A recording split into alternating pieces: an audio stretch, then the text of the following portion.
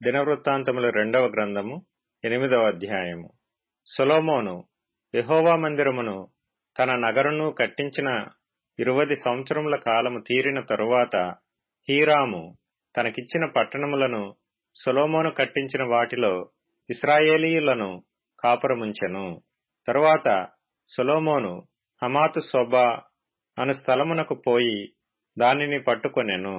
మరియు అరణ్యమందుండు తద్మోరుకును హమాతు దేశమందు ఖజానా ఉంచు పట్టణములన్నిటికిని ప్రాకారములను కట్టించెను.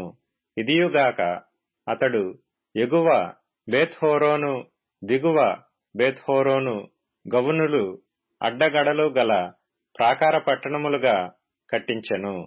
బయలతును ఖజానా ఉంచు పట్టణములన్నిటినీ, రథములుంచు పట్టణములన్నిటినీ, గుర్రపు రౌతులుండు పట్టణములన్నిటినీ కట్టించెను.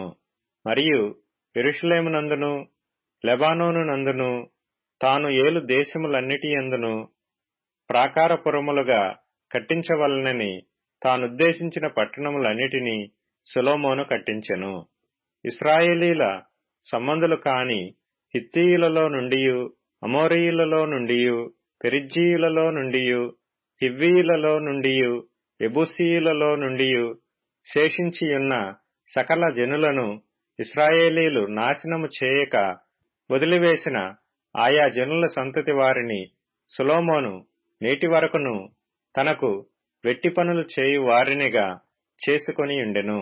అయితే ఇశ్రాయేలీయులలో ఒకనినైనను సొలొమోను తన పని చేయుటకు దాసునిగా నియమింపలేదు. వారిని యోధులుగాను, తన అధిపతులలో ప్రధానులుగాను, రథములకును గుర్రపు రౌతులకును అధిపతులుగాను నియమించెను. వీరిలో శ్రేష్ఠులైన 250 మంది రాజైన సొలొమోను క్రింద అధిపతులై ప్రజల మీద అధికారులై యుండిరి. ఇశ్రాయేలీల రాజైన దావీదు నగరునందు నా భార్య నివాసము చేయవలదు, యెహోవా మందసమున్న స్థలములు ప్రతిష్ఠితములు అని చెప్పి సొలొమోను ఫరో కుమార్తెను దావీదు పట్టణము నుండి తాను ఆమె కొరకు కట్టించిన నగరునకు రప్పించెను. అది మొదలుకొని సొలొమోను తాను మంటపము ఎదుట కట్టించిన యెహోవా బలిపీఠము మీద దహన బలులు అర్పించుచూ వచ్చెను.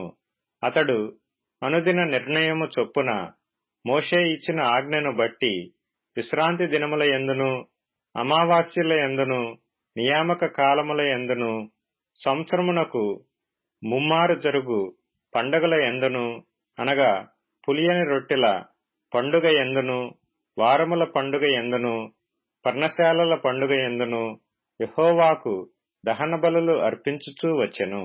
అతడు తన తండ్రి అయిన దావీదు చేసిన నిర్ణయమును బట్టి వారి వారి సేవా ధర్మములను జరుపుకొనుటకై వారి వారి వంతుల చొప్పున యాజకులను వారి సేవకును కట్టడను బట్టి అనుదినమున యాజకుల సముఖమున స్తుతి చేయుటకును, ఉపచారకులుగా ఉండుటకును వంతుల చొప్పున లేవీలను ద్వారములన్నిటి దగ్గర కావలి యుండుటకై వారి వారి వంతుల చొప్పున ద్వారపాలకులను నియమించెను.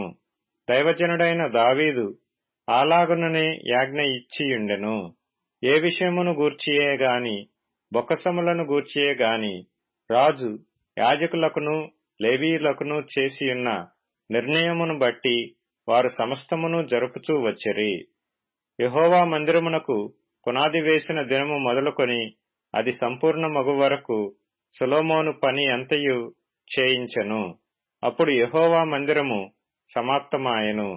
సొలొమోను ఎదోము దేశము యొక్క సముద్రపు దరినున్న యెసోన్గెబరునకును ఏలతునకును పోగా హీరాము తన పనివారి ద్వారా ఓడలను, ఓడ నడుపుటయందు యుక్తిగల పనివారిని పంపెను. వీరు సొలొమోను పనివారితో కూడా ఓఫీరునకు పోయి అక్కడ నుండి 900 మణుగుల బంగారమును ఎక్కించుకొని రాజైన సొలొమోను నొద్దకు తీసుకొని వచ్చిరి.